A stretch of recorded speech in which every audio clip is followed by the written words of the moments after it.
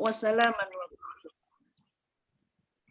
Yang terhormat Dirjen Pendis Kementerian Agama Republik Indonesia, Bapak Profesor Dr. Haji Muhammad Ali Ramdhani, STPMT. Yang kami hormati Direktur Geetika Madrasah Kementerian Agama Republik Indonesia, Bapak Dr. Haji Muhammad Zain, MAG. Yang kami hormati Kasubdit Bina RAGTK Madrasah Kementerian Agama Republik Indonesia, Bapak Dr. Andes Irsad Sobirin. Yang kami hormati Kasubdit Bina MI MTS GTK Madrasah Kementerian Agama Republik Indonesia, sekaligus penanggung jawab GTK Berbagi, Bapak Dr. Haji Ainur Rafiq, MAG. Yang kami hormati Kasubdit Bina MAK GTK Madrasah Kementerian Agama Republik Indonesia, Bapak Anis Mashkur, MAG. Yang kami hormati penanggung jawab kajian pagi, Bapak Muhammad Lutfillah, MAG. Yang kami hormati narasumber kita pada pagi hari ini, Bapak Haji Rohman, SAG MA MSI, Pengawas Menengah Tulang Bawang Lampung, serta seluruh pemirsa kajian pagi yang dirahmati Allah. Alhamdulillah, bersyukur kita panjatkan kehadirat Allah Subhanahu wa Ta'ala, karena dengan rahman rahimnya pada pagi hari ini, hari Selasa tanggal 15 Maret 2022, kita bisa bertemu kembali dalam acara kajian pagi yang memang sudah terbiasa kita lakukan rutin pada pagi hari ini. Salawat dan salam tetap tercurah limpahkan ke hadirin junjungan kita, Nabi besar Muhammad Sallallahu Alaihi Wasallam. Hadirin seluruh pemirsa kajian pagi, sebelum kita memulai acara pada pagi hari ini, terlebih dahulu kita buka acara pagi ini dengan pembacaan suratul Fatihah. Semoga apa yang kita lakukan pagi ini merupakan lillah yang bisa membawa kemanfaatan dan keberkahan dalam hidup kita. Lillahi ta'ala al-Fatihah. Iyaka na'budu wa iyaka nasta'in.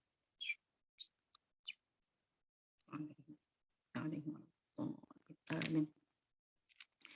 Hadirin Bapak Ibu seluruh pemirsa kajian pagi, alhamdulillah pagi ini sudah tergabung bersama kita semua narasumber kita, Bapak Haji Rohman SAG MSI. Assalamualaikum Bapak Rohman. Waalaikumsalam warahmatullahi wabarakatuh. Sehat pagi ini Bapak Rohman? Alhamdulillah sehat. Alhamdulillah. Bapak mohon maaf dan mohon izin sebelumnya akan kami sampaikan kurikulum vitae Bapak. Baik, beliau adalah nama Rohman SAG MSI, tempat tanggal lahir Balai Kencono 14 September 1976, mohon maaf ketutup barusan. Alamat rumah Jalan Rambutan nomor 5, Sinar Banten, Labuhan Ratu, Wai Jepara, Kabupaten Lampung Timur. Pekerjaan beliau saat ini adalah sebagai pegawai negeri swasta di bidang pengawas media. Alamat kantor adalah di Kantor Kementerian Agama Kabupaten Tulang Bawang, Jalan Cemara, Komplek Pemda Tulang Bawang, Lampung. Adapun pendidikan beliau, WA, boleh saya share nomor telepon Bapak? Nomor telepon beliau di 085279284381. Adapun riwayat pendidikan beliau pernah menempuh di MI Tarbiyatul Atfal NU Balai Kencono, lulus tahun 1987, kemudian MTS beliau di MTS serta MA beliau sama-sama tempuh di MTS dan MA Ma'arif NU 5 sekampung. Kemudian S1 beliau di Fakultas Syariah Stein Jurai Siwo Mero pada tahun 1997. S2 berarti Ustadz ya, beliau menempuh juga di fakultas yang berbeda di tarbiyah, berarti beliau menempuh syariah dan tarbiyah ya Ustadz pada tahun di Universitas UM Metro, lulus tahun 2001. S2 beliau di Pasca Sarjana UIN Sunan Kalijogo, lulus tahun 2009, serta dalam proses S3 saat ini di Manajemen Pendidikan UIN Raden Intang Lampung. Mudah-mudahan segera bisa menyelesaikan disertasinya Ustadz. Kemudian beliau juga menempuh pendidikan nonformal di Pondok Pesantren NU Darun Najah, Lampung Timur. Adapun beberapa riwayat pekerjaan beliau adalah beliau sebagai tenaga administrasi di Min Braja Sakti, kemudian beliau sebagai guru Min Braja Sakti, kemudian beliau juga sebagai kepala MI Tarbiyatul Atfal. Beliau juga di guru PAI SMK YPIY Jepara, kemudian beliau mulai tahun 2011 sampai 2012 beliau sebagai pengawas pada Kemenak Lampung, kemudian beliau juga sebagai pengawas kantor Kementerian Agama Kabupaten Tulang Bawang, serta pengawas madrasah kantor Kemenak Tulang Bawang tahun 2015 sampai sekarang. Dan beliau saat ini adalah sebagai Ketua Sekolah Tinggi Ekonomi Islam NU Darul Quran Lampung Timur. Adapun beberapa pelatihan beliau lumayan banyak, tapi mohon maaf kami tidak bisa menyebutkan satu persatu, Ustaz. Baik, mengingat waktu yang sudah menunjukkan pukul 5:29, kami langsung serahkan sepenuhnya kepada Bapak dengan durasi waktu yang mungkin jam 6 lebih sedikit boleh kita selesaikan, kemudian kita lanjutkan dengan forum Tanah Jawab. Kami silakan kepada Ustadz Rahmat untuk memaparkan kajian paginya pada pagi hari ini. Kami persilakan. Baik, terima kasih. Assalamualaikum warahmatullahi wabarakatuh. Waalaikumsalam warahmatullahi wabarakatuh. Alhamdulillahirabbil alamin wa bihi nasta'in wa ala umuri dunya waddin. Wassalatu wassalamu ala sayyidina wa habibina wa maulana Muhammadin wa ala alihi wa ashabihi ajma'in, amma ba'du. Yang saya hormati teman-teman semua yang hadir pada kegiatan kajian Islam ini, wabil khusus ini Gus Lutfi, koordinator kajian kita di GTK, mudah-mudahan selalu diberikan kesehatan. Beliau ini aktif ber-WA dengan saya, serta semua teman-teman yang bisa bertatap maya pada kesempatan pagi hari ini. Pertama-tama mari kita selalu bersyukur kepada Allah Subhanahu wa taala atas nikmat yang telah diberikan kepada kita semua. Kita harus bersyukur dengan nikmat yang banyak ini. Mudah-mudahan nikmat yang banyak ini akan selalu kita syukuri, akan terus menjadi bekal kita untuk beribadah atau mengabdi kepada Allah Subhanahu wa taala. Salawat dan salam selalu tercurahkan kepada Nabi kita, Nabi Muhammad SAW, yang insya Allah kita semua akan mendapatkan syafaatnya nanti di yaumil qiyamah. Amin ya rabbal alamin. Bapak Ibu sekalian, saya pada pagi hari ini sudah dikenalkan tadi, memang dari Kabupaten Tulang Bawang, yang terkait dengan perjalanan saya sehari dari Lampung Timur itu kurang lebih 120 kilo itu sampai di kantor. Terus kemudian dari kantor itu biasanya kalau ke daerah yang saya tuju, karena pengawas di Tulang Bawang itu yang untuk tingkatan dasar ini hanya satu, yaitu saya sendiri. Jadi bisa perjalanan 7 jam, 8 jam untuk mencapai madrasah binaan. Ya mudah-mudahan itu akan menjadi langkah saya untuk terus semangat dalam madrasah ini. Bapak Ibu sekalian, bisa share screen, saya akan bahas masalah topik saya adalah topik yang saya kadang sering alami sendiri, yaitu masalah takut dalam diri gitu. Mungkin bisa dibantu di share, Bu. Sudah belum muncul ya? Ya, sambil menunggu share screen-nya. Sebentar. Ya. Kita lagi berusaha. Mungkin sambil lalu, ya, sambil saya coba.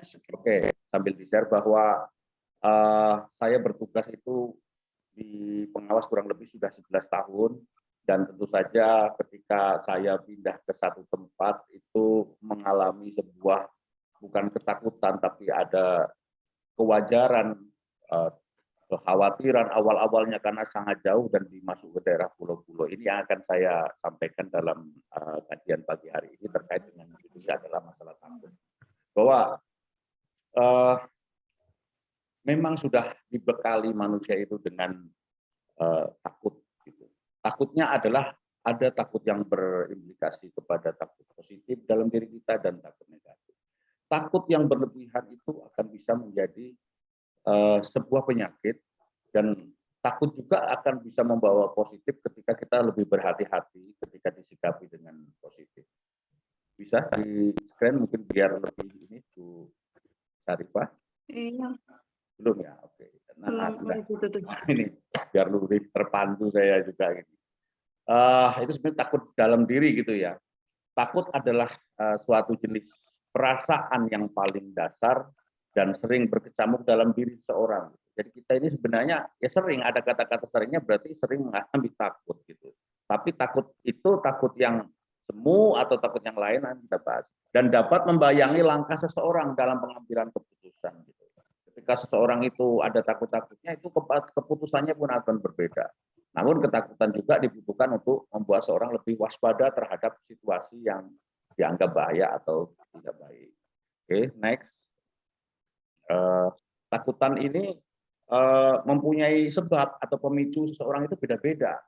Jadi ada orang yang biasanya kadang-kadang takut hal-hal yang nggak beralasan, misalnya takut gelap gitu kan, seseorang takut gelap, takut apa ya, ditinggal sendiri gitu, atau takut kita berlebih-lebihan, misalnya teman dekat kita pergi dan seterusnya. Dan biasanya itu ada juga takut yang disebabkan oleh masa lalu seperti trauma atau muncul sendiri tanpa alasan yang jelas gitu.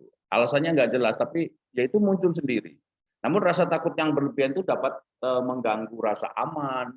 Bahkan orang yang takut itu biasanya kebahagiaannya itu berkurang bahkan bisa hilang. Pada fase ini tentu menjadi suatu gangguan mental. Kalau rasa takutnya berlebihan jadi fobia itu akan menjadi stres dan bahkan bisa menjadi gangguan jiwa. Ya, kalau sudah jadi gangguan jiwa yang lama-lama ya kalau orang bilang menjadi gila, ya, artinya dia sudah tidak kuat lagi. Ada gangguan yang memang terus-menerus dalam dirinya. Jadi penyebab takut itu seseorang itu tidak sama. Apa yang melatar belakangnya tidak sama. Maka itu kadang-kadang dicari oleh psikolog. Ya lanjut. Ini saya cari di Kamus Bahasa Indonesia, takut itu, Kamus Besar Bahasa Indonesia, takut itu perasaan merasa gentar atau ngeri menghadapi sesuatu yang akan dianggap mendatangkan bencana atau bahaya atau apalah intinya seperti itu kalau kita lanjutkan. Itu dari Bahasa Indonesia. Terus yang kedua, di Al-Quran itu juga ada sedih gitu. Nah kalau sedih merasa sangat pilu dalam hati dan duka cita akibat peristiwa di masa lampau atau baru saja. Gitu. Oke, lanjut Bu. Next ya. Nah kalau orang gejala takut itu macam-macam, nggak sama. Ada yang takut itu detak jantung tidak teratur atau lebih kencang gitu. Karena seseorang kalau saya sampaikan apa ditanya dokter belum lama ini bahwa seseorang yang jantungnya normal detaknya itu 1 menit itu 70 gitu. 70 kali dia berdetak. Kalau lebih dari itu, lebih kencang lagi, nah, itu berarti ada hal-hal yang bisa membuat tidak stabil dalam jantung, mungkin irama dan seterusnya. Ada satu contoh lagi, nafas tersengal-sengal, itu akibat juga karena jantung kuat juga. Gitu. Terus kemudian bisa orang takut itu keringat dingin. Keringat dingin, contohnya kita mungkin ada hal-hal mau ujian anak-anak itu saya lihat itu sering keringat dingin, bisa juga keringat panas, tapi yang paling sering itu keringat dingin. Bahkan anak-anak yang mau ujian atau kita lah yang teman-teman kita sudah mau ujian di sarjana juga ada yang masih keringat dingin, bisa juga kadang-kadang sakit perut tiba-tiba yang mendadak gitu. Itu juga salah satu gejala takut gitu, khawatir dan seterusnya. Ada yang tiba-tiba sakit kepala gitu. Ada yang mual, bahkan ada yang pingsan. Nah, ini ada yang terjadi karena saking takutnya itu pingsan. Bisa juga pingsannya kenapa? Karena mungkin melihat hal-hal yang mengerikan atau takut melihat sesuatu, karena saking takutnya pingsan. Contohnya melihat misalnya ular yang dia sangat takuti, saking takutnya. Orang takut juga bisa juga karena biasanya sulit tidur itu gejalanya. Mau tidur sulit, persoalan hidup semakin banyak, atau dia khawatir misalnya sampai malam kok anaknya belum pulang karena mungkin masih dalam perjalanan gitu. Nah, itu banyak-banyak biasanya itu orang tua terutama yang memikirkan anaknya belum ada kabar itu sulit tidur gitu. Atau persoalan lain misalnya, wah ini persoalannya malam ini ada yang ditunggu, nah khawatir, takut, akhirnya juga sulit tidur. Orang yang khawatir juga takut itu biasanya juga menangis. Nah, kalau bisa menangis, alhamdulillah berarti bisa curahkan, bisa lebih plong biasanya. Tapi ya itulah bahwa orang takut itu menangis. Jadi bingung antara takut dan sedih kadang-kadang. Dilanjutkan lagi, orang yang takut juga ada yang mengganggu lagi tidak nafsu makan. Tidak nafsu makan, gemetar, dan seterusnya. Jadi saya mengamati orang yang takut-takut ini adalah gejala awal dari penyakit rata-rata gitu. Jadi dengan detak jantung berdebar, napas tersengal, berkeringat dan seterusnya itu bagian dari orang akan menderita penyakit biasanya. Paling tidak kalau orang sudah susah tidur, maka akan menjadi pemicu loyo paginya, kurang sehat, perlu asupan gizi lagi untuk memulihkan stamina-nya. Apalagi yang sulit makan, tidak nafsu makan. Biasanya orang takut tuh makannya sudah sulit gitu.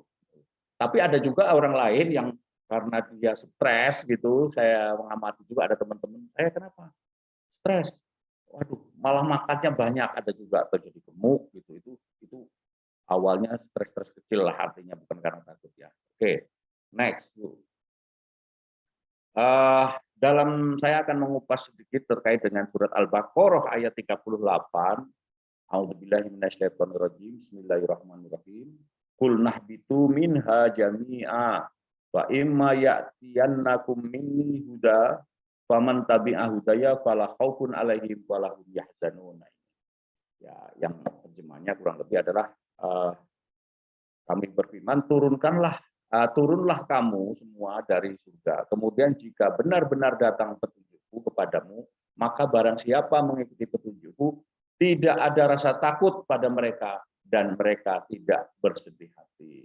Bapak Ibu sekalian, bahwa ketika kita punya rasa takut itu sebenarnya Allah itu memang ya sudah memberikan, tetapi Allah telah memberikan sinyal bahwa kalau orang yang mengikuti petunjuk Allah, maka dia itu tidak ada rasa takut. Karena apa? Dia selalu akan bertawakal kepada Allah Subhanahu wa taala.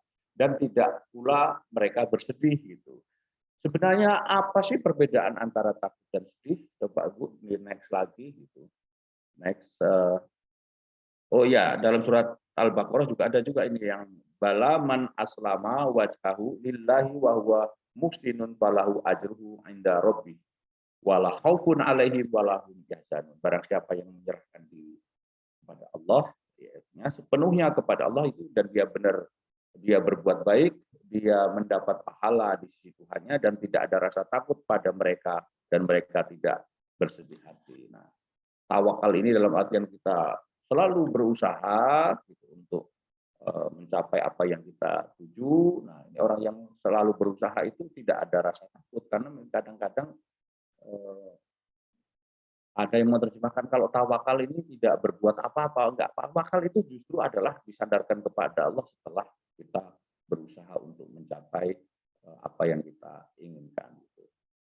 Kemudian bersedih hati. Nah, ketakutan ada beberapa, ya oke lanjut, ketakutan semu dan ada juga ketakutan yang objektif dan takut yang berlebihan. Gitu. Yang pertama kalau ketakutan semu itu takut dengan hal-hal yang sama sekali seharusnya tidak menakutkan tadi saya bilangkan.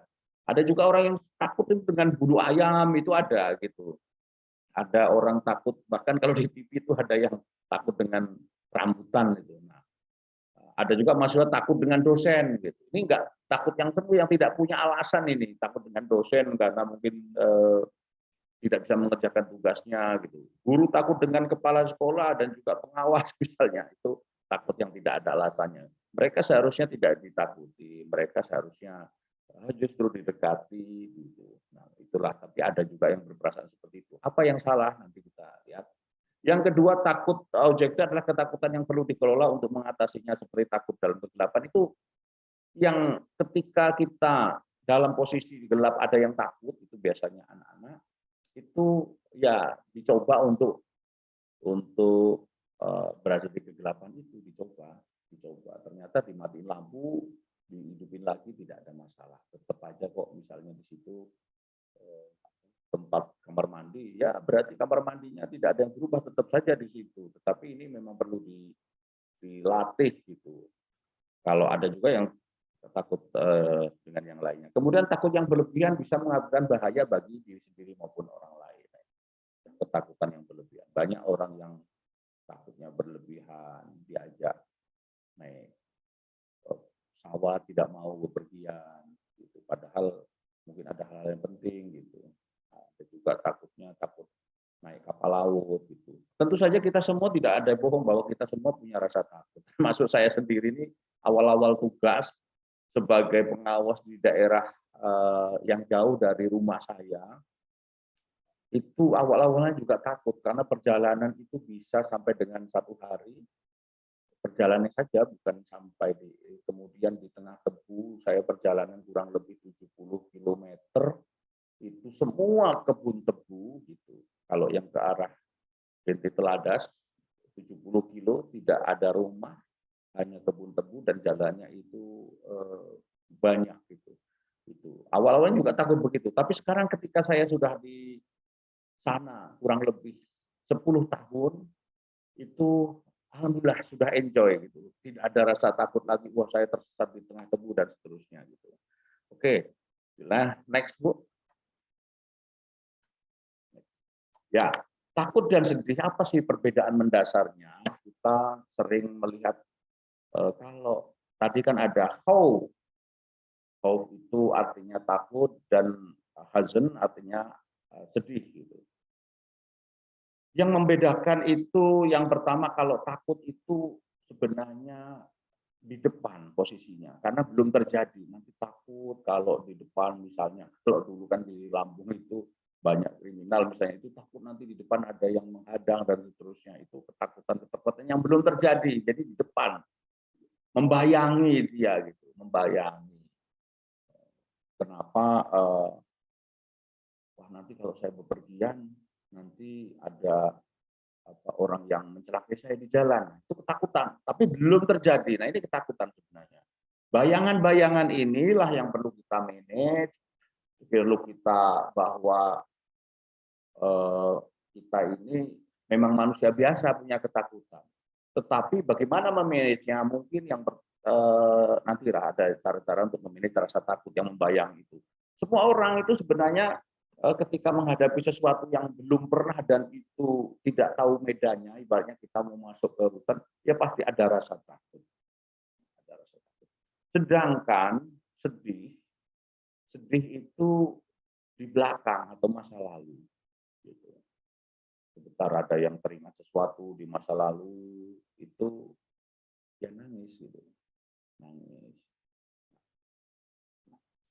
Ada juga seorang ibu pernah saya obrolin, kenapa ibu ini kok sering nangis gitu.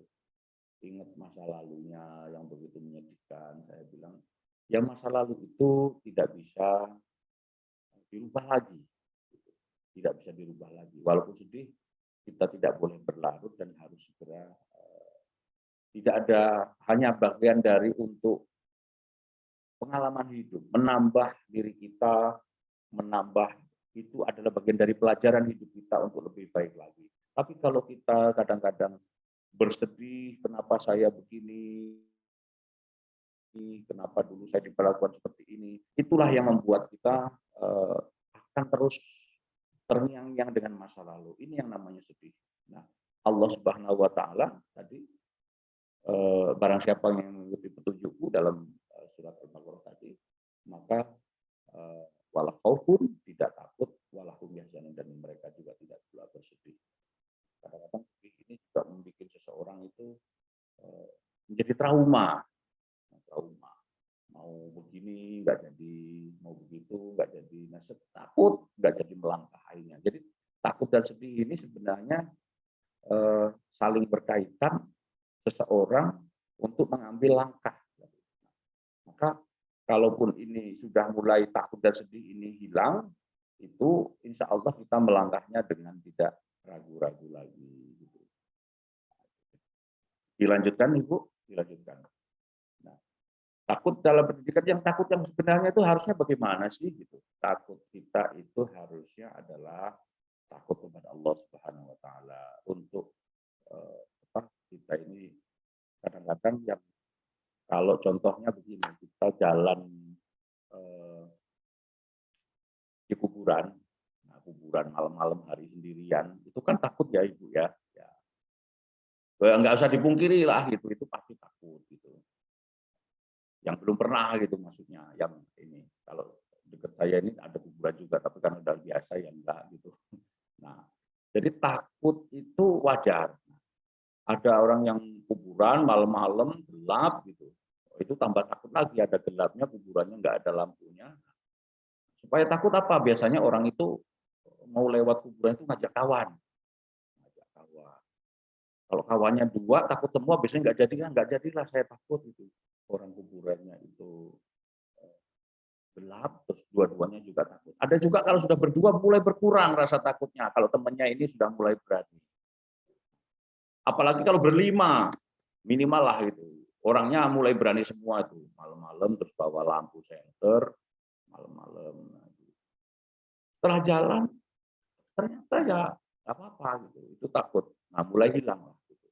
Tapi ketika malam hari lewatin kuburan gelap, nah tiba-tiba ada suara eh, macan yang mengaum, gitu. Nah, pasti semuanya juga akan lari, nggak bisa menyelamatin temannya juga yang ketakutan tadi, pasti lari sendiri-sendiri karena mereka juga takut akan diterkam seperti itu. Maka takut yang paling terakhir adalah Allah lah yang akan menyelamatkan, kita bersandar kepada Allah Subhanahu wa taala. Ya itu. Jadi takut ini sebenarnya memang hal-hal yang wajar, tetapi takut yang berlebihan inilah yang tidak wajar. Dan di surat Al-Baqarah yang lain disebutkan bahwa wala nabluwannakum bisyai'im minal khaufi wal ju'i dan seterusnya. Barnafsi minal amwali wa tamaroti wal anfusi wa basyir sabirin itu, bahwa khauf itu ditaruh di di ujian yang pertama gitu. Jadi orang itu pertama diuji itu dengan rasa takut gitu. Ya, dalam surat Al-Baqarah itu bisyai'im minal khauf gitu. Khauf itu artinya takut. Maka takut yang seperti itu adalah bagian dari ujian pertama. Maka kalau orang sudah mengalami ketakutan ini lebih berbahaya sebenarnya. Dia tidak makan, dia tidak minum, dia juga berkeringat. Penyakit akan banyak muncul di tubuh kita. Kemudian takut yang diperbolehkan juga ada takut positif adalah seperti takut, waduh nanti generasi Islam lemah, gitu disebutkan dalam surat An-Nisa. وَلْيَخْشَى الَّذِينَ لَوْ تَرَكُوا مِنْ خَلْفِهِمْ ذُرِّيَّةً ضِعَافًا خَوْفُوا عَلَيْهِمْ فَلْيَتَّقُوا اللَّهَ وَلْيَقُولُوا قَوْلًا سَدِيدًا. Dan hendaklah takut kepada Allah orang-orang yang sekiranya mereka meninggalkan keturunan yang lemah di belakang mereka, khawatir terhadap mungkin kesejahteraannya, mungkin terhadap pendidikannya, mungkin terhadap kesehatan mereka gitu. Oleh sebab itu hendaklah mereka bertakwa kepada Allah dan hendaklah mereka berbicara dengan tutur kata yang benar.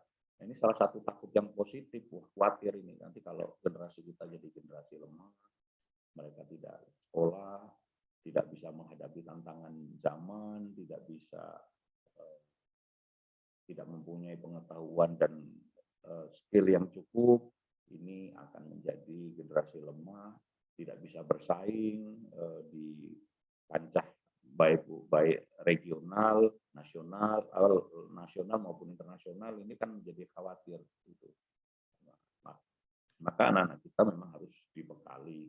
Alhamdulillah di GTK dan Kementerian Agama ini sudah ada program Madrasah Education Quality Reform yang berusaha untuk meningkatkan kompetensi anak-anak kita, kompetensi guru-guru kita, kompetensi tenaga kependidikan kita, dan bagaimana sistem-sistem yang ada di madrasah ini adalah salah satu bentuk khawatir yang positif, terutama khawatir dari institusi ini. Kalau begini terus kita tidak diminati lagi, dan madrasah alhamdulillah sekarang sudah menjadi bagian pendidikan yang banyak yang sudah menjadi favorit di masyarakat itu. Nah, khawatir ini sangat boleh, bisa khawatir yang positif itu akan membawa juga kita lebih waspada, lebih semangat, lebih mempersiapkan diri untuk menghadapi tantangan-tantangan yang ada atau bayangan yang ada untuk mengatasi persoalan-persoalan gitu. Next. Nah, kenapa kita ini takut? Nggak usah, karena di dalam Al-Quran juga disebutkan kuntum khairu ummati ukhrijat linnasi ta'muruna bil ma'ruf wa tanhauna 'anil munkar wa tu'minuna billah walau amana ahlal kitabi lakana khairul lah minhumul mu'minun wa aktsaruhumul fasiqun. Jadi kita ini adalah umat terbaik yang dilahirkan untuk manusia. Karena itu kita disuruh untuk berbuat yang ma'ruf dan mencegah dari yang munkar. Jadi kekhawatiran-kekhawatiran itu kita kadang-kadang membuat kita itu takut untuk berinovasi, takut untuk berkreasi, takut untuk karena bayangan-bayangan tadi. Udahlah saya gini-gini aja lah, yang penting mengikuti arus. Nah ini kadang-kadang akan menjadi sebuah keburukan, tidak berani melangkah, tidak berani untuk menghilangkan keinginan-keinginan untuk maju, kadang-kadang seperti itu. Oleh karena itu kita sebenarnya ya terutama di dalam dunia pendidikan, guru dan dipacu untuk membuat praktek baik atau best practice atau inovasi pembelajaran Nobel itu karena untuk memecahkan masalah-masalah yang ada di dalam dunia pendidikan. Ya, ketakutan itu ketakutan positif untuk membentuk diri kita lebih berinovasi, berkreasi untuk bisa meningkatkan kompetensi dan seterusnya. Oleh karena itu inilah kita itu diperintahkan untuk melaksanakan amal-amal ma'ruf. Amal ma'ruf ini kalau saya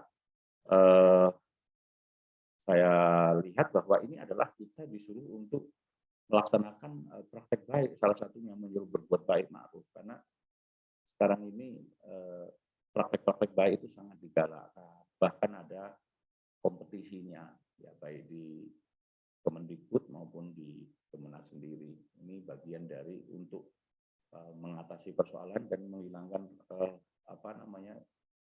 kekhawatiran bahwa generasi kita harus bisa bersaing seperti itu. Oke. Next, Bu. Efek rasa takut itu apa saja sih? Itu biasanya orang yang takut itu ya merasa tak berdaya. Gitu. Saya nggak bisa lah, saya takut mau ke sana. Jadi sudah tak berdaya dia. Artinya tidak punya kekuatan dengan ketakutannya itu. Ada yang efeknya yang buruk. Ini takut yang negatif ini itu. Ya. Kemudian dia merasa terisolir. Terisolir itu merasa sendiri. Jadi kalau merasa sendiri itu ya waktu saya ini sendirian, nggak ada teman. Nah ini ya harus cari teman, harus punya komunitas. Kalau di guru itu kan banyak guru-guru yang bekerja sendiri, memecahkan masalah sendiri. Sebenarnya sudah dibentuk komunitas yang biasa dengan bentuk KKG, NBMP. Nah, termasuk pengawas juga persoalannya kayak saya ini ada persoalan. Saya harus bergabung dengan yang namanya Pokjawas. Karena di sini kelompok kerja pengawas ini sedikit, tempat saya ini contohnya, maka saya harus bergabung dengan 4 kabupaten kota. Ya, itu untuk supaya tidak merasa terisolir. Kalau saya di Tulang Bawang sendiri, kemudian tidak mau memecahkan masalah dengan bersama teman, kelompok, ya tentu saja kita akan terisolir. Nah ini ketakutan-ketakutan, bahkan kita nanti dengan ilmu yang tidak tepat memecahkan masalah, karena kadang-kadang dengan diskusi, dengan FGD itu akan menjadi persoalan itu tadinya berat, menakutkan, itu akan menjadi ringan. Juga berikutnya orang takut itu juga bisa hilang kendali. Orang kalau udah ketakutan itu kadang-kadang ya rasionya nggak jalan, akalnya kurang sehat, akhirnya apa saja dilakukannya itu tanpa akal yang sehat dan waras gitu. Ini bahaya dari rasa takut gitu. Kadang-kadang juga saya takutnya itu canggung dan malu gitu. Mau kemana? Aduh saya malu nggak bisa berbuat ini. Nah saya takut. Nah, itu persoalan sebenarnya takut gitu. Nervous gitu, itu bagian dari takut gitu. Kita mau kemana gitu. Bahkan kadang-kadang kita sendiri takutnya itu tadi, akhirnya takut mengungkapkan kebenaran-kebenaran, maksud kita, dan yang hal-hal yang lain lah gitu. Kemudian cemas, takut itu dapat terjadi sewaktu-waktu gitu. Nggak ada yang memprediksikan nanti saya di sana takut gitu. Takut itu juga munculnya kadang tiba-tiba gitu. Sehingga unpredictable gitu lah hasilnya. Ketika takut, orang ya sewaktu-waktu bisa terjadi itu, sehingga ketakutan-ketakutan ini harus kita manage, kita atasi. Bagaimana caranya nanti kita ini. Oke, next Bu. Next. Nah, cara mengatasi rasa takut yaitu pertama kita berpikir jernih dan menenangkan diri ini. Jadi saya ini dapat saya buka salah satunya dari jurnal kedokteran ini, hati fisik dengan selalu bertawakal kepada Allah. Ya sudah, kita sudah berusaha, terakhir adalah bertawakal kita dan berpikirnya jernih, berpikirnya tenang, kemudian kita selalu bertawakal bahwa kita itu tidak sendiri, bahwa Allah Subhanahu wa taala selalu bersama kita. Karena rasa takut itu ya itu tadi. Ketika kita berdoa, ya Allah, lindungi aku ya Allah. Karena Allah itu sandaran terakhir. Kalau sudah temannya nggak ada, sendirian di tengah hutan, ada kuburan lewat itu, maka itu ya Allah lindungi aku, biasanya terakhir baca pulang binas. Kadang-kadang seperti itu tuh contoh-contohnya. Sehingga kalau sudah nggak ada teman lagi, terpaksa harus lewat malam hari. Kalau nggak lewat itu berarti tambah repot. Akhirnya lewat itu. Nah, itu mungkin pengalaman saya sendiri ya, nggak usah takut-takut. Awalnya seperti itu, akhirnya baca-baca surat yang bisa minta perlindungan Allah. Itulah yang benar, bahwa kita bertawakal kepada Allah setelah kita berusaha. Yang kedua, tidak lari dari ketakutan, artinya kita tidak jadi pengecut atau lari dari kenyataan itu. Contohnya, ketika Anda takut naik kapal laut karena takut tenggelam, maka jangan menghindarinya. Dan biar nggak lama-lama, ya kita coba aja, udah naik aja. Bismillah gitu. Pokoknya ya, justru kita deketi rasa takut itu. Kenapa? Ternyata setelah naik ya nggak apa-apa gitu. Ya artinya bahaya tetap, semua itu ada ujung bahaya, namanya kapal dan seterusnya, ya tetap bisa terjadi. Tetapi kalau kita menghindarinya dengan ya Allah, insya Allah Allah menyelamatkanku dan seterusnya, itu insya Allah lama-lama rasa takut itu akan memudar. Kemudian yang berikutnya itu berpikir positif, bahwa kita berusaha untuk husnudzon, kita berusaha untuk melihat teman-teman kita semua dari segi positifnya, melihat sesuatu kejadian dari segi positifnya. Ini juga mengurangi rasa takut ketika kita berpikir positif. Ketika pikiran masuk pikiran-pikiran yang buruk atau suudzon, itu harus cepat-cepat kita buang, berusaha. Ya Allah, tadi saya sudah suudzon, harus kita positifkan, mudah-mudahan seperti itu. Kemudian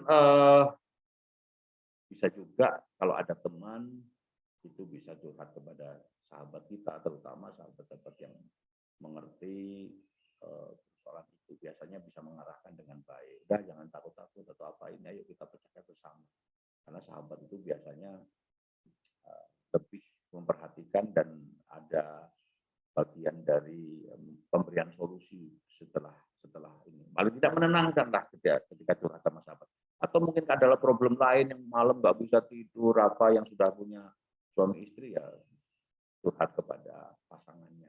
Kalau yang istri curhat kepada suami, dan suami curhat kepada istri, biasanya lebih tenang. Kalau curhat kepada selain pasangan, itu akan menjadi lebih menakutkan lagi. Kira-kira seperti itu. Kemudian kepada keluarga anggota, kakak, adik, ataupun mungkin guru-guru kita, para syekh-syekh yang bisa mendampingi kita curhat, kita nggak ada masalah, karena kita minta nasihat, minta arahan. Ya, kalau sama teman biasanya disebut dengan konsultasi. Kalau sama pasangan curhat gitu. Kalau kepada bawahan ya berikan kadang-kadang perlu juga kita ini minta masukan kepada bawahan, tapi kebetulan kalau yang punya bawahan ya guru kepada guru, masukan kepada guru, minta masukan gitu. Kemudian untuk menghilangkan rasa takut, kita juga coba untuk membangun kompetensi diri. Kompetensi diri ini misalnya kita dulu waktu pertama kali saya menjadi guru ngajar itu juga mengalami kok. Ditanya siswa yang belum siap itu, waduh, nanti kalau ditanya bagaimana ini. Tapi ketika kita banyak baca, meningkatkan kompetensi, berlatih gitu, ternyata ketakutan itu muncul di kelas. Akhirnya yang tadinya pertama kali ngajar di kelas itu berkeringat dingin menghadapi siswa, apalagi di SMK sudah besar-besar waktu itu, dan saya juga dulu badannya kecil. Mereka sudah lebih besar-besar karena gizi-gizi mereka sudah ini. Ternyata begitu masuk, kita ajak bercanda, kita ajak ngobrol, kita kemudian dengan permainan-permainan. Ternyata asik, dan bahkan mengajar itu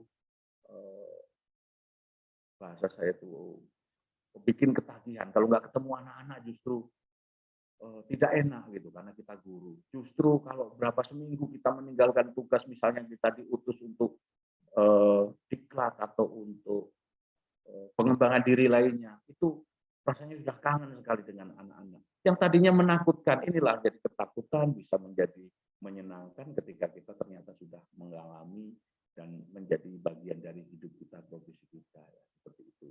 Ya, saya berusaha melihat bahwa ketakutan-ketakutan itu sebenarnya ada juga ketakutan yang tidak beralasan, ketakutan yang membuat kita selalu berusaha menjauhkan kita dari macam-macam. Tapi ketakutan itu rupanya memang harus kita manage, harus kita atasi, harus kita cari solusi, harus berpikir positif dan seterusnya. Inilah yang harus kita. Dan yang paling penting adalah kita bertawakal kepada Allah Subhanahu wa taala, bahwa kita tidak pernah sendiri. Rasa takut itu, dan Allah akan memberikan solusi kepada kita. Mungkin semua orang itu memang diberikan rasa takut, tetapi ketakutan itu ketika kita bertawakal kepada Allah, insya Allah akan ada jalan keluarnya. Wa may yattaqillah yaj'al lahu makhraja wa yarzuqhu min haitsu la yahtasib. Itu salah satu contohnya. Jadi selalu ada solusi, selalu ada hal-hal yang bisa membuat kita teratasi persoalan-persoalan kita, ketakutan-ketakutan kita. Bapak Ibu yang dirahmati oleh Allah Subhanahu wa taala, untuk masih ada ya, udah cukup ya itu kayaknya ya, itu slide-nya ya. Karena waktu juga sudah jam 6, mudah-mudahan apa yang saya sampaikan itu bisa menjadi bagian pengetahuan bagaimana memanage rasa takut itu. Itu saja yang dapat sampaikan, kurang lebih mohon maaf. Aku qouli hadza, wallahul muwaffiq ila aqwamit thoriq. Wassalamualaikum warahmatullahi wabarakatuh. Waalaikumsalam warahmatullahi wabarakatuh. Terima kasih Ustadz pemaparannya pagi hari ini. Ya, setiap orang pasti mengalami hal ini. Saya yakin itu. Cuman kadang kita tidak bisa meminimalisir atau mungkin kita tidak bisa membedakan ini takut ke siapa. Secara umum mungkin kalau justru kita takut kepada Allah tuh kayaknya mengentengkan. Justru kalau takut kepada selain Allah luar biasa itu takutnya Ustadz. Ini ada di kolom chat Ustadz dari Bapak Kosmara Toha. Beliau menuliskan begini, takut adalah salah satu jenis emosi manusia yang paling dasar dan kuat. Ketakutan dibutuhkan untuk melindungi setiap orang. Adakah korelasi antara takut dan firasat? Karena kadang muncul takut dengan firasat. Seperti itu Ustadz. Mungkin bisa dipahami Ustadz chatnya Ustadz Kosmara? Iya, bisa. Tetapi saya memang begini, kalau takut itu sadar diri manusia, kalau firasat itu apa ya, saya belum tahu pasti gitu kan, kita firasat kita ini akan jadi buruk atau itu kan agak lebih kepada insting ya, yang bahwa ini firasat itu akan menunjukkan suatu arah yang apa ya, memberikan rambu-rambu bahwa ini nanti akan begini gitu. Tapi itu bisa benar, firasat itu juga bagian dari takut saya kira gitu sebenarnya. Tapi firasat itu lebih cenderung kepada pemikiran mengarah kepada nanti akan terjadi atau prediksi gitu ya. Mungkin arah-arah mirip-mirip ke sana gitu. Firasatnya ini buruk gitu.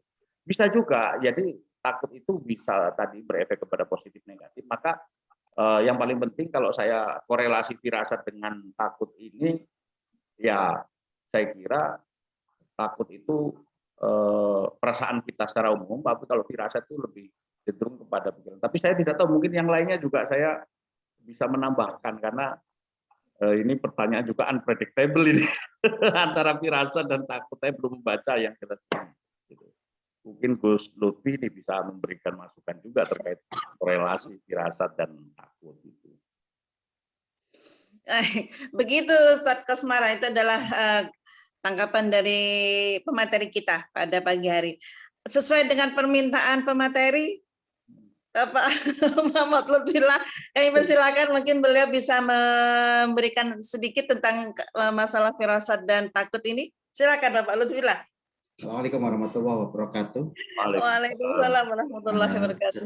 Singkat saja, kalau saya melihat dari referensi, kalau firasat itu suatu kemampuan dari dalam diri seseorang untuk merasakan apa yang akan terjadi di dalam kehidupannya. Firasat itu juga dapat diartikan sebagai intuisi, yaitu pengetahuan bawaan lahir atau pengetahuan yang disebut dalam teori ilmiah namanya ghorisah, ya. Jadi intuisi adalah salah satu jenis kemampuan psikis.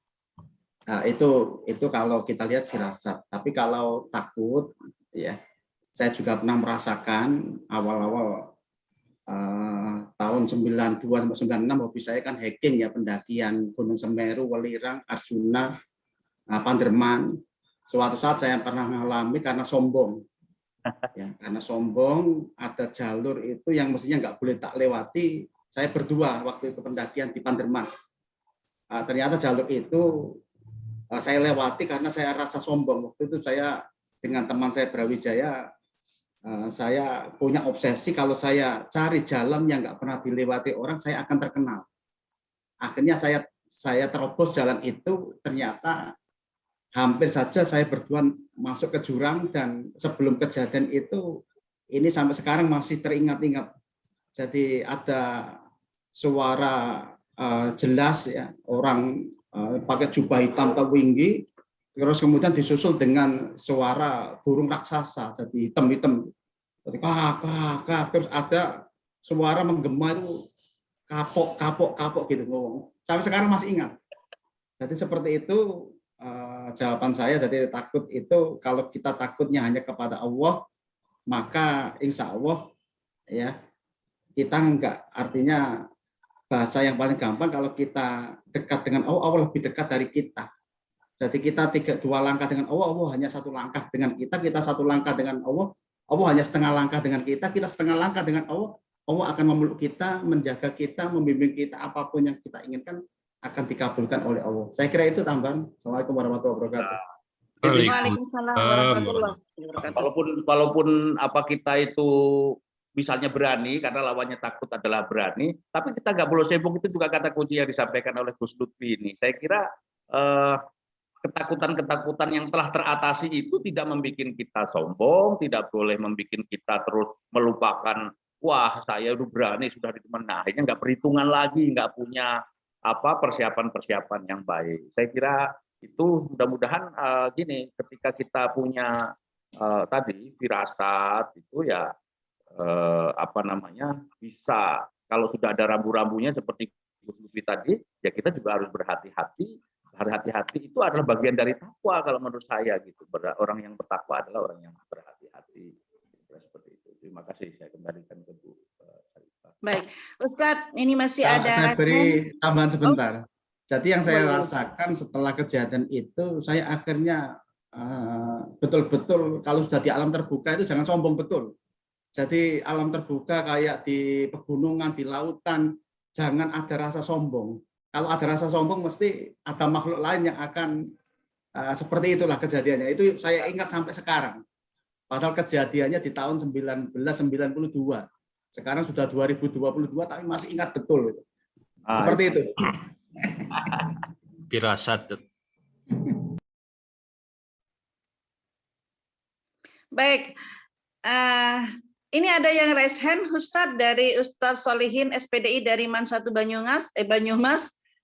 Namun sebelumnya mungkin sekalian disambungkan nanti sebelum jenengan menjawab. Ini ada satu lagi pertanyaan di kolom chat yang bertanyakan antara takut tawadhu atau malu ya. Kalau di suatu rapat atau forum misalnya, seringkali kursi depan pada gak mau menempatinya. Rasa apa ya ini? itu nanti mungkin bisa terjawab nanti setelah dari Ustadz Solihin, Ustadz. Assalamualaikum. Assalamualaikum Ustadz Solihin. Assalamualaikum. Kenal dengan suara saya? Bisa ada suara. Waalaikumsalam. Baik. Waalaikumsalam. Maaf, Ustadz silakan. saya bagus, off cam bagus. ya. Saya off cam. Ini Tapi Ustadz mohon Sarif maaf. Bu Sarli. Sorry. Tapi maaf kalau pertanyaannya tidak bermutu. Sebelum saya tanya, kita kenal, maaf ya, Ustadz, kita kan pernah pelajaran SMP itu. Kalau plus dan plus tetap plus, min dan min jadi plus dan min jadi min dan plus tetap jadi min. Nah, tadi Ustadz, ini apakah benar pernyataan saya? Ketika takut, satu orang takut dengan orang takut lagi, dia akan berani. Ada satu orang, Bu Sarli takut, Bu Arni takut, berdua jadi berani. Nah, apakah kesimpulannya kalau orang berani, satu orang berani dengan satu orang berani, apakah bisa menjadi takut, Ustaz? Apakah pernyataan ini saya benar? Mungkin mohon pendapatnya. Karena kalau orang takut dengan orang takut jadi berani. Tapi apakah orang berani dengan orang berani jadi takut? Terima kasih. Assalamualaikum warahmatullahi wabarakatuh. Plus tambah plus, min tambah min, begitu Ustadz Sarif ya. Baik, persilakan, kami persilakan Ustadz Rahman. Ya. Terima kasih Pak Solihin. Wah, ini pertanyaan. Tapi Ustadz Sarif itu. Ustadz Sarif. Solihin. Ustadz Sarif. Yang pertama kaitannya matematika menjadi plus atau dengan rumus-rumus itu, saya kira sementara ini saya belum melihat ada korelasi atau tidak. Tapi karena takut ini adalah perasaan. Kalau dua orang merasa ketakutan bisa saja bukannya tambah ini bisa juga tambah takut. Iya ternyata misalnya dua orang itu saling support atau tidak gitu. Jadi perasaan takut ini kan ada unsur psikologisnya, kenapa ketakutan dan seterusnya. Dan dua orang ini takutnya itu biasanya latar belakangnya sama atau tidak. Karena orang yang takut itu biasanya berlatar belakang yang ketakutannya berbeda-beda. Bisa saja tambah berani dua orang yang takut itu. Ya udah kita sama-sama nggak tahu yuk kita jalan misalnya kita tadi yang dibilangkan Gus Lutfi. Kita mau melewati ini nggak boleh loh, tapi ternyata karena dua orang itu nggak ada jalan keluar lagi, bisa jadi takut, bisa jadi berani. Ayolah kita coba gitu.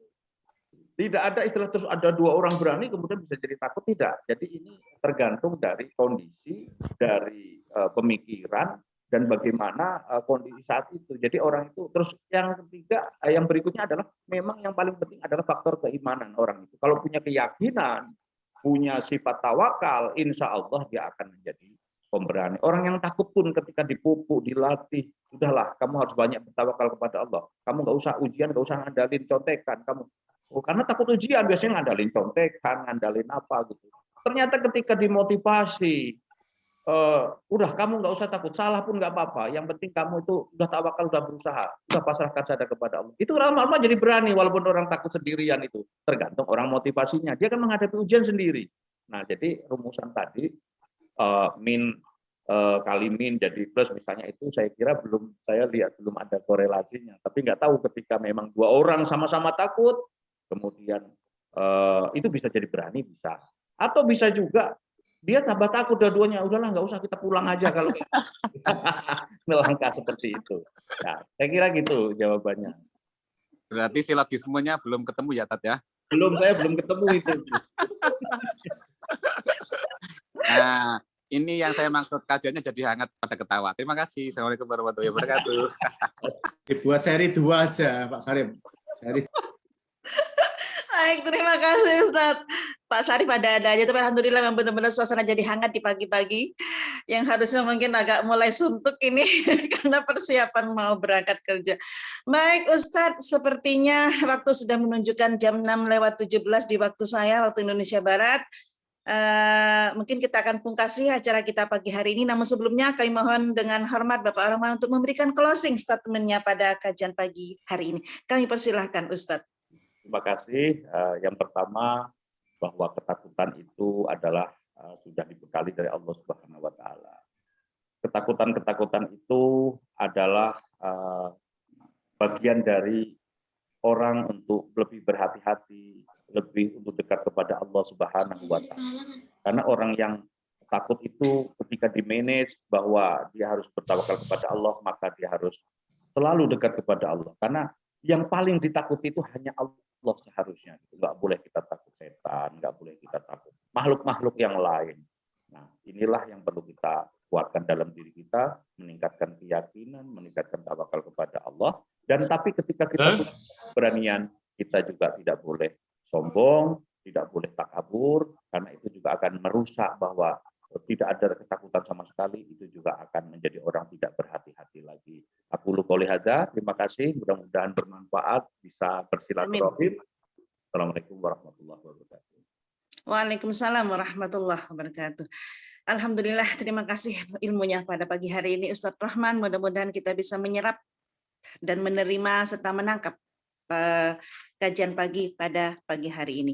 Mengingatkan kembali Bapak Ibu seluruh pemirsa kajian pagi bahwa kajian pagi ini terselenggara mulai hari Senin sampai hari Sabtu mulai pukul 5.15 sampai 6.15 waktu Indonesia bagian Barat. Mudah-mudahan kita bisa bertemu kembali di lain waktu dan kesempatan dan Allah masih memberikan tetap kesehatan kepada kita semua. Sekali lagi terima kasih atas kebersamaannya pada pagi hari ini. Saya Syarifatul Lali dari Man Bondowoso mohon pamit dan mohon maaf apabila ada salah kata-kata yang tanpa sengaja yang terucap di kesempatan pagi hari ini. Akhirul kalam, wallahul muwaffiq ila aqwamit thoriq. Assalamualaikum warahmatullahi wabarakatuh.